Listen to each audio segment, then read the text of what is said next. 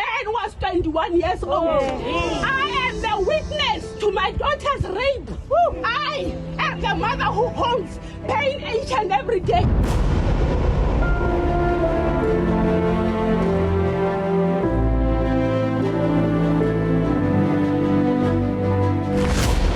ദക്ഷിണാഫ്രിക്ക അതിൻ്റെ ചരിത്രത്തിലെ മറ്റൊരു വൻ പ്രതിഷേധത്തിന് സാക്ഷ്യം വഹിച്ച നാളുകളിലൂടെയാണ് കടന്നുപോയത്. ആ പോരാട്ട വീര്യത്തിന് മുന്നിൽ സർക്കാരും മുട്ടുമടക്കിയിരിക്കുന്നു. അതിൻ്റെ ഫലപ്രാപ്തിയാണ് ഇനി കാണേണ്ടത്.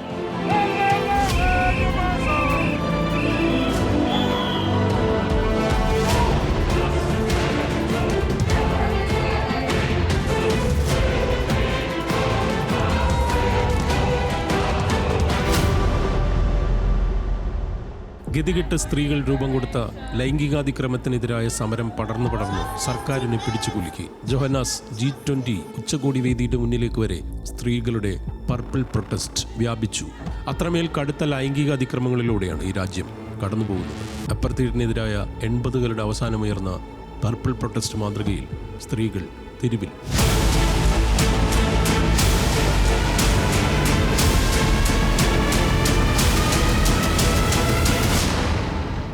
G20യുടെ ഭാഗമായി ദക്ഷിണാഫ്രിക്ക ഒടുവിൽ സ്ത്രീവിരുദ്ധ അതിക്രമങ്ങളെ ദേശീയ ദുരന്തമായി പ്രഖ്യാപിച്ചിരിക്കുന്നു. ഇതായിരുന്നു ദക്ഷിണാഫ്രിക്കൻ വനിതാ മനുഷ്യാവകാശ സംഘടനകളുടെ ആവശ്യങ്ങളിൽ പ്രധാനം. ഒരു രാജ്യത്തെ സ്ത്രീകൾ ലൈംഗികാതിക്രമങ്ങളെ ദേശീയ ദുരന്തമായി പ്രഖ്യാപിക്കാൻ ആവശ്യപ്പെടണമെങ്കിൽ അതിൻ്റെ ഗൗരവം എത്ര വലുതാണ് എന്ന് ഊഹിക്കാവുന്നതേയുള്ളൂ.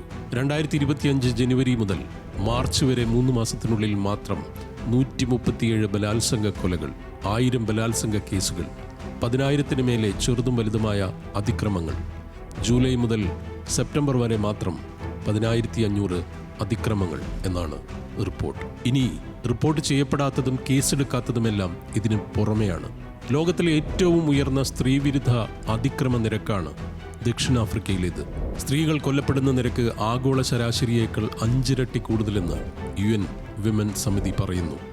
ഗ്രാമി അവാർഡ് ജേതാവ് ഗായിക ടെല അടക്കമുള്ളവർ, ലോകമറിയുന്ന സെലിബ്രിറ്റികളടക്കം ആഹ്വാനത്തിന് പിന്നിൽ അണിനിരക്കുന്നുണ്ട്. അതിക്രമം പടരുന്നതിനാൽ പൊറുതിയില്ലാതെ സ്ത്രീകൾ ഇറങ്ങി ദക്ഷിണാഫ്രിക്കൻ നഗരങ്ങളിലും തെരുവുകളിലും.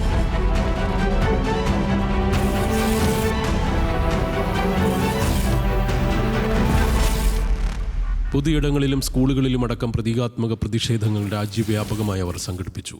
G20ക്ക് മുന്നോടിയായി നവംബർ 21 രാജ്യവ്യാപക ഷട്ട് ഡൗൺ സമരം ആഹ്വാനം ചെയ്തു. 15 മിനിറ്റ് നേരം നിലത്ത് കിടന്ന് പ്രതിഷേധിക്കാൻ സമരക്കാർ എത്തി. ലോകത്തെ പ്രധാന മനുഷ്യാവകാശ സംഘടനകളോടും രാജ്യത്തലവന്മാരോടും സഹായം അഭ്യർത്ഥിച്ച് കത്തയച്ചു. ഓൺലൈനിലും സാമൂഹ്യ മാധ്യമങ്ങളിലുമായി ക്യാമ്പയിൻ നടത്തി. സമരക്കാരുടെ സോഷ്യൽ മീഡിയ ക്യാമ്പയിൻ വൈറലായി. വിമൻ ഫോർ ചേഞ്ച് എന്ന കൂട്ടായ്മയാണ് ഇത് സംഘടിപ്പിച്ചത്. 10 ലക്ഷത്തിലധികം ആളുകൾ ഒപ്പിട്ട ഓൺലൈൻ നിവേദനം വന്നു. സോഷ്യൽ മീഡിയ പ്രൊഫൈലുകൾ മാറി. 100 കണക്കിന് വരുന്ന ഈ സെലിബ്രിറ്റികളിൽ പുരുഷന്മാരടക്കമുണ്ട്. പർപ്പിൾ മൂവ്മെന്റ് പടർന്നു. കൊല്ലപ്പെട്ട സ്ത്രീകളോടുള്ള ആദരസൂചകമായി വിലാപത്തിൻ്റെയും ചെറുത്തുനിൽപ്പിൻ്റെയും പ്രതീകമായി കറുപ്പ് ധരിക്കാൻ ആഹ്വാനം ചെയ്തു. പർപ്പിൾ ഹൃദയ ചിത്രങ്ങളും പർപ്പിൾ നെയിൽ പോളിഷും വസ്ത്രങ്ങളും ചിത്രങ്ങളും വീഡിയോകളുമായി പ്രതീകാത്മക പോസ്റ്റുകൾ ധാരാളമായി വന്നു.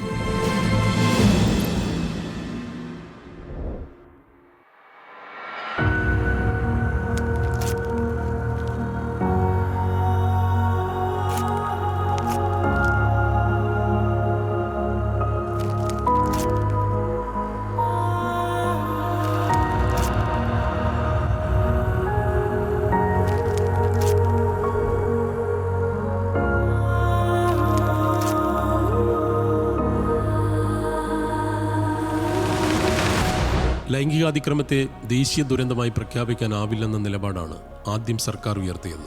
2019 ലൈംഗികാതിക്രമങ്ങളെ അപലപിച്ച് നടപടിയെടുത്തു വരികയാണെന്ന് ദക്ഷിണാഫ്രിക്കൻ പ്രസിഡന്റ് സിറിൽ റാമഫോസ വ്യക്തമാക്കിയിരുന്നു. എന്നാൽ ഒരു മാറ്റവും ഉണ്ടായില്ലെന്ന് പറഞ്ഞായിരുന്നു ആക്ടിവിസ്റ്റുകൾ സമരം ഘടിപ്പിച്ചത്.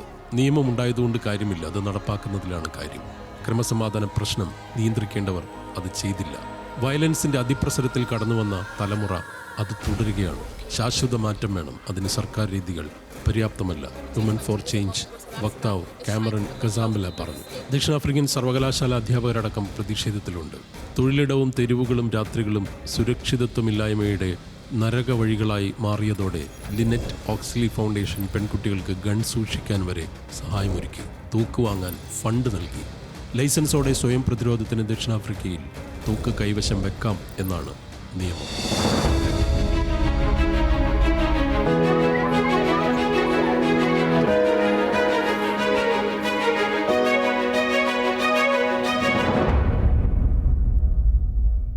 Raped, attacked and റോപ്ഡ്.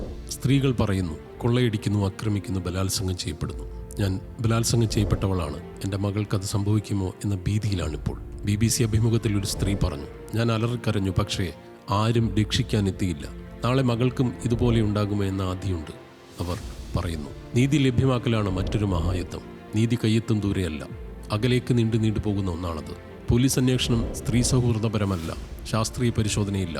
പരാതിപ്പെട്ടാൽ മറ്റൊരു ദുരന്തമാകും. ഇതൊരു പോലീസ് ഇഷ്യൂ അല്ല, ദേശീയ പ്രശ്നമാണ്.